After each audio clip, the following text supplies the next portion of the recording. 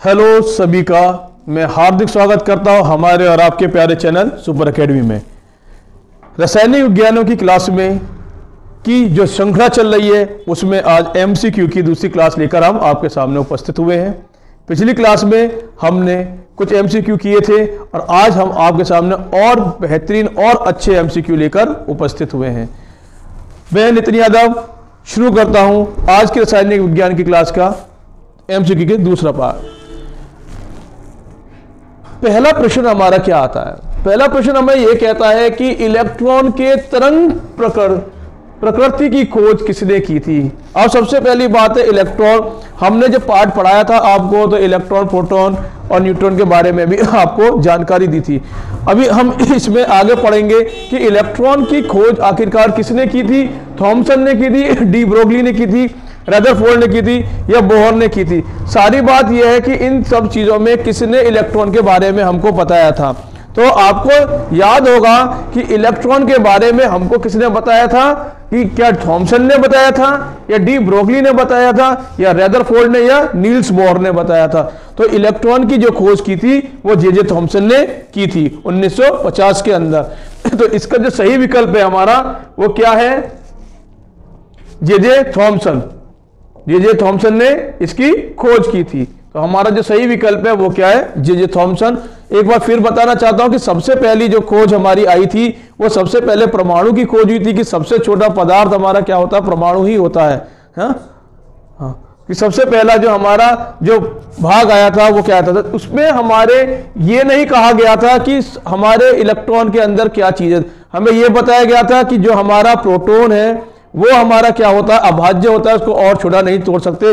फिर J Thomson ने 1950 में हमको ये बात बताई कि हमारा इलेक्ट्रॉन जो है वो भी उसके अंदर होता है। कैसे होता है? कि ये किसी नाभिक के चारों तरफ घूमता है इस तरीके से। तो ये थ्योरी जो लेकर आए थे इसमें जब तक ये नहीं पता था कि बीच का भाग धनात्मक होता है, सिर्फ ये बात बताई गई थी कि ये बीच का एक भाग हमारा क्या है कि पूरा का पूरा क्या है? धनात्मक भाग है, ना कि प्रोटॉन है।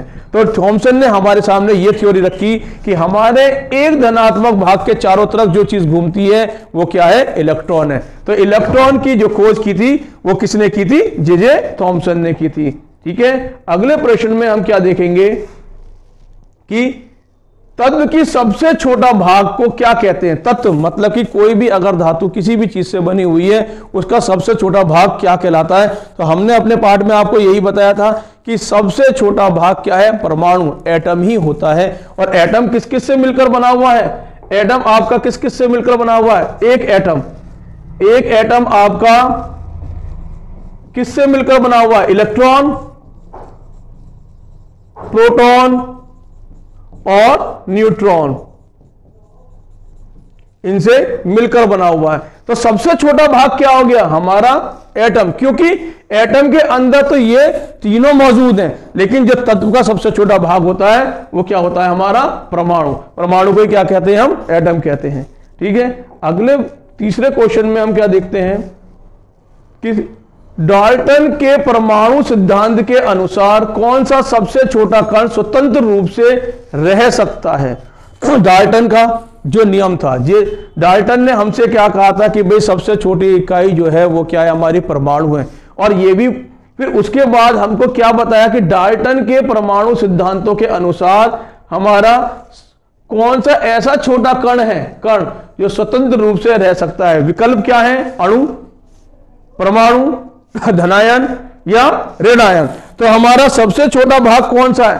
तो जे थॉमसन के से पहले डाल्टन ने हमको जो प्रक्रिया बताई उसमें उस वक्त तक इलेक्ट्रॉन, प्रोटॉन और न्यूट्रॉन के बारे में कोई जानकारी नहीं थी। तो इसका मतलब क्या है कि उसने हमें कौन सी थ्योरी दी थी? उसने हमको जो थ्योरी दी थी सिर्फ और सिर्फ एटम को लेकर दी थी कि एटम सबसे छोटा क्या है? भाग है। तो स्वतंत्र रूप से क्या चीज रह सकती है? वो हमारा क्या है? परमाणु। परमाणु और स्वतंत्र रूप से रह सकता है डाल्टन के परमाणु सिद्धांत के अनुसार। ठीक है, चौथे क्वेश्चन में हम देखते हैं कि चौथा क्वेश्चन क्या कहता है हमारा?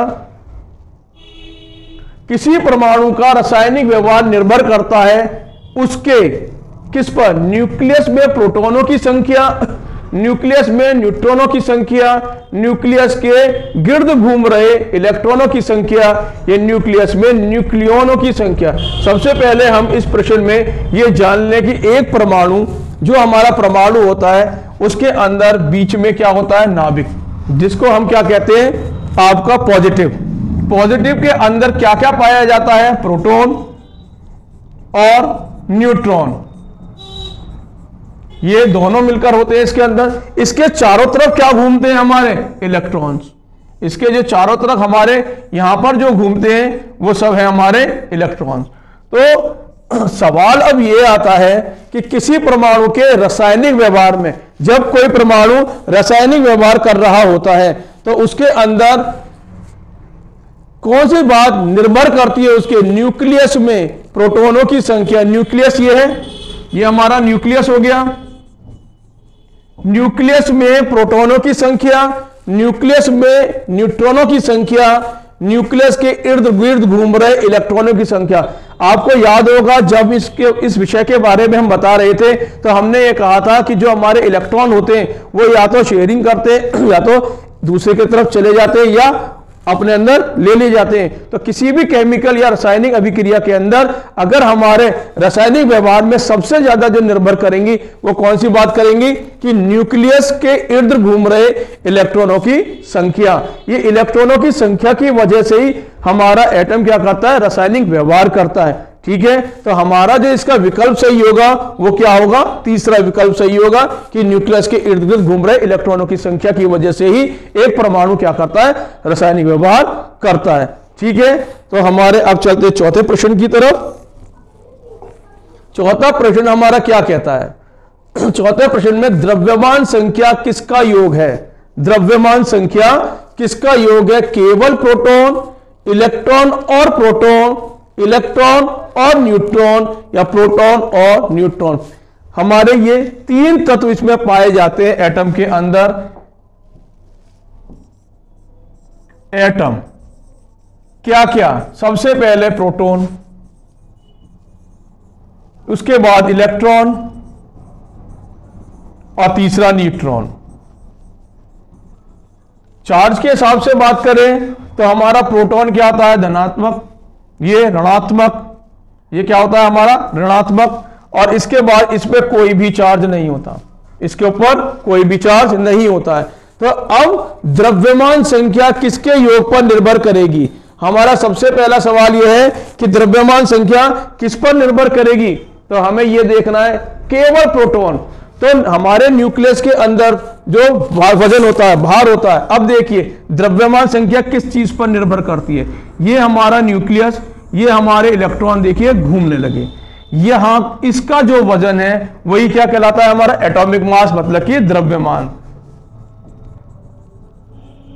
तो एटॉमिक संख्या, द्रव्यमान संख्या हमसे ये पूछी जा रही है, तो ये किसके योग के बराबर होगा, प्रोटॉन और न्यूट्रॉन। यहां पर जो मिलेगा वो P+N मिलेगा, तो इसका जो आंसर है वो क्या होगा, प्रोटॉन और न्यूट्रॉन। तो द्रव्यमान संख्या हमारे योग के बराबर होती है प्रोटॉन और न्यूट्रॉन के।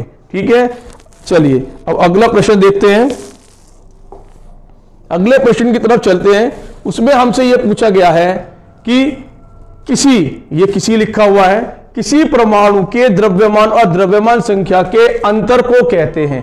किसी परमाणु, अब कोई परमाणु है उसके अंदर किसका अंतर पूछा गया है, द्रव्यमान मतलब कि उसका वजन, और द्रव्यमान संख्या मतलब कि एटॉमिक नंबर। ये एटॉमिक मास हो गया और ये आपका क्या होगा, एटॉमिक नंबर। इन दोनों के अंतर को हम क्या कहेंगे, परमाणु क्रमांक, परमाणु संख्या, द्रव्यमान शक्ति या इलेक्ट्रॉनों की संख्या। हमें क्या दिया हुआ है क्वेश्चन में आपके कि एटॉमिक मास, एटॉमिक मास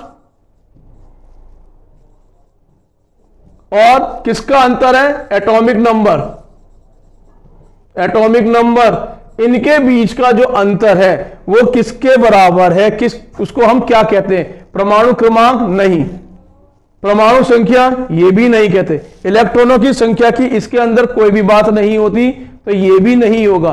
तो इसका मतलब क्या है, द्रव्यमान, जो द्रव्यमान है उसकी शक्ति को हम क्या कहते हैं क्या कहते हैं, एटॉमिक मास और एटॉमिक नंबर का अंतर, या मतलब कि द्रव्यमान और द्रव्यमान संख्या का जो अंतर कहलाता है वो हमेशा क्या कहलाता है? द्रव्यमान क्षति। किसी भी द्रव्यमान में जो हानि हो रही है उस अंतर को ही हम क्या कहते हैं? द्रव्यमान और द्रव्यमान संख्या के बीच का अंतर। ठीक है, चलिए अब अगले प्रश्न की तरफ चलते हैं। अगला प्रश्न यह कहता है किसी न्यूक्लियर कण में कोई द्रव्यमान और आवेश नहीं होता। मतलब किसी न्यूक्लियर के अंदर आपने हमेशा सुना होगा कि न्यूक्लियर बम गिर गया, न्यूक्लियर ये, न्यूक्लियर वो। ये न्यूक्लियर क्या है?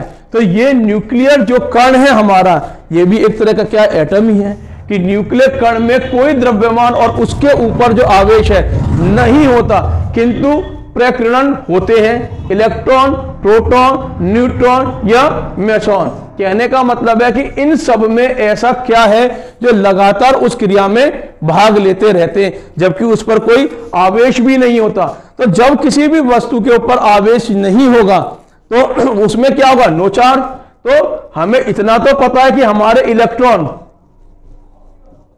इलेक्ट्रॉन क्या है? माइनस चार्ज लिए हुए होते हैं। प्रोटॉन क्या होते हैं? प्रोटॉन हमेशा पॉजिटिव चार्ज लिए हुए थे। लेकिन प्रश्न में साफ कहा गया है कि उसका कोई भी द्रव्यमान ना हो, ना ही उस पर कोई भी आवेश हो। तो ऐसा किसके अंतर्गत होता है? सिर्फ और सिर्फ न्यूट्रॉन में। न्यूट्रॉन एक ऐसा होता है जिसका कोई चार्ज नहीं होता। आखिरकार चार्ज क्यों नहीं होता? जब हमारे इलेक्ट्रॉन और न्यूट्रॉन आपस में आकर डिफ्यूज होते हैं तो वहां पर एक अलग तरह की जगह बन जाती है और उसी जगह को हम क्या कहते हैं? वहां पर न्यूट्रॉन कहते हैं। तो न्यूट्रॉन में हमारा क्या नहीं होता? कोई आवेश नहीं होता। तो इसका सही विकल्प क्या है? थर्ड पार्ट कि न्यूक्लियर कण में हमारा कोई आवेश नहीं होगा तो उसमें क्या हो रहे हैं? हमारे क्या नाम है? न्यूट्रॉन भागीदारी ले रहे हैं। इसके बाद हमारा अगला प्रश्न है किसी परमाणु में परिक्रमण कर रहे इलेक्ट्रॉन की कुल ऊर्जा क्या होती है? ऋणात्मक नहीं हो सकती। सवाल को समझिए। किसी परमाणु की परिक्रमण कर रहे, परिक्रमण का मतलब है उसके चारों तरफ घूम रहे हैं। परमाणु के अंदर किसके चारों तरफ घूमेंगे?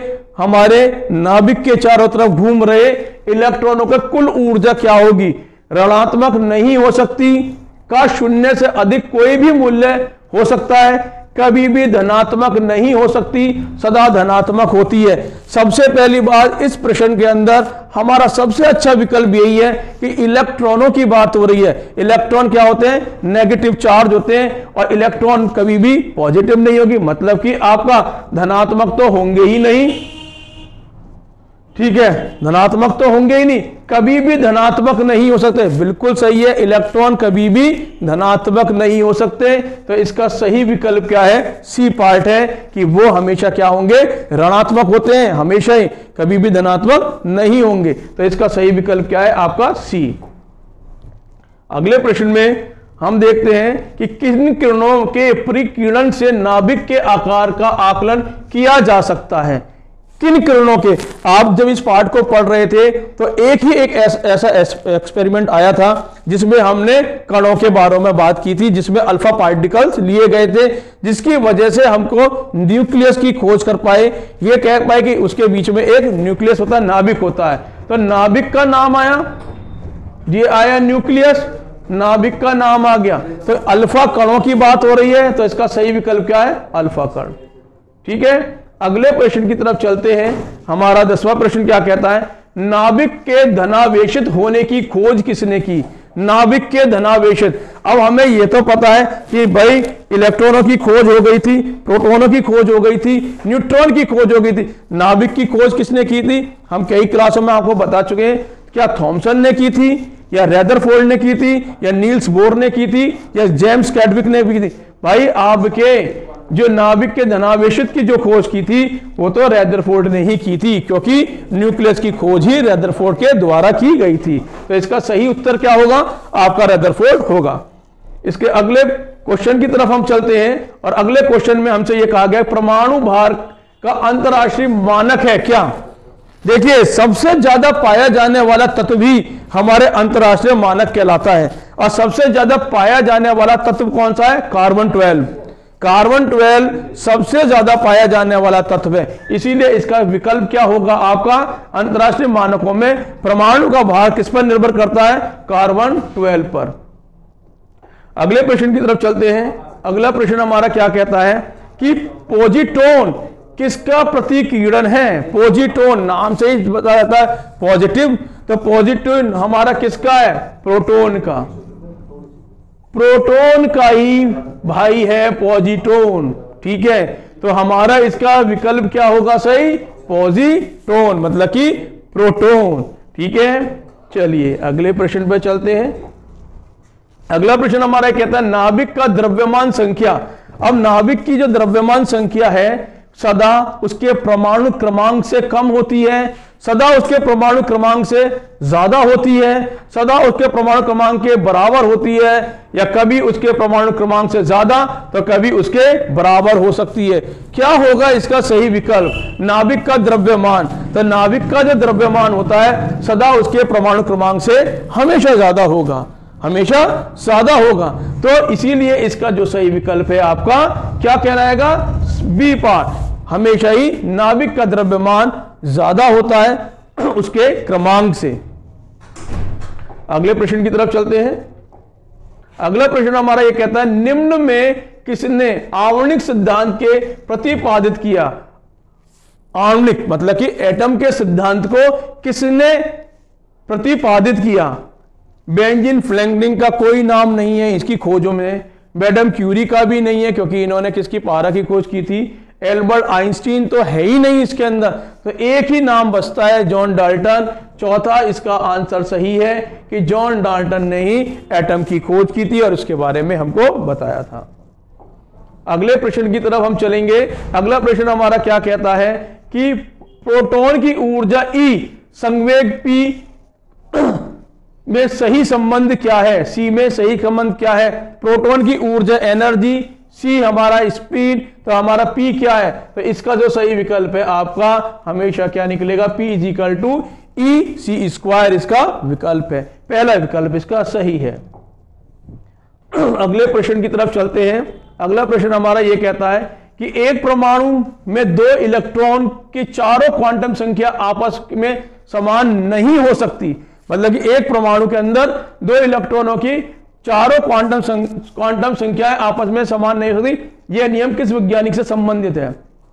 हुम्स ने दिया, पाउली ने दिया, फैराडे ने दिया या आरोनिस ने दिया। तो यह नियम हमारा किसने दिया, फैराडे, पाउली या आपका आरोनियम। तो ये हमारे किसने बताया था, ये नाम हमारा जो आया था वो हमारे फैराडे के इसके पाउली के नियम से आया था, ठीक है। इसका विकल्प ये सही है। आगे चलते हैं। आगे हमारा क्वेश्चन कहता है रासायनिक तत्व में अणु के संदर्भ में चुंबकीय क्वांटम संख्या का संबंध है अभिविन्यास से, आवृत्ति से, आपमाप से या चक्रण से।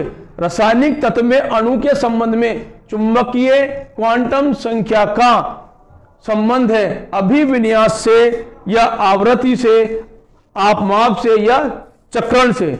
तो हमारा चुंबकीय, तो इसका जो हमारा उत्तर आएगा वो क्या आएगा आपका आवृत्ति। किससे आएगा, कहना अभिविन्यास से, सॉरी। तो ये इसका सही विकल्प है, ठीक है। आगे चलते हैं। आगे हमारा क्वेश्चन आता है कि किसी परमाणु के बाहरतम कक्षा में कितने इलेक्ट्रॉन रह सकते हैं, बाहरी। हमने कई देखा है, जैसे कि हमने क्वांटम थ्योरी पढ़ी थी कि बीच में हमारा नाभिक हो गया, पहली शेल में हमारे 2 रह सकते हैं, दूसरी शेल में हमारे कितने रह सकते हैं 8, 1 2 3 4 5 6 7 8। तो किसी भी बाहरी शेल के अंदर जो हमारे एटमों की जरूरत है वो कितने की होती है, 8 की, ना कि 18 की। तो हमारा जो सही विकल्प है वो हमारा 8। कभी भी शेल को लेकर बात की गई है उसमें 8 ही इलेक्ट्रॉनों की थ्योरी हमारे सामने आई है और हमसे कहा कि अगर 8 इलेक्ट्रॉन्स हमारी बाहरी शेल के अंदर हैं तो वो स्टेबल हो जाता है। तो हमारे किसी भी परमाणु के बाहरतम कक्षा में इलेक्ट्रॉनों की संख्या 8 होगी। तो इसका सही विकल्प यही है। आज के क्वेश्चंस में हमने 19 क्वेश्चनों के बारे में जाना और उनके बारे में आपको समझाया भी। अगली क्लास में और बेहतर क्वेश्चन लेकर आपके सामने आएंगे। जब तक क्लास के साथ बने रहिए। जय हिंद, जय भारत।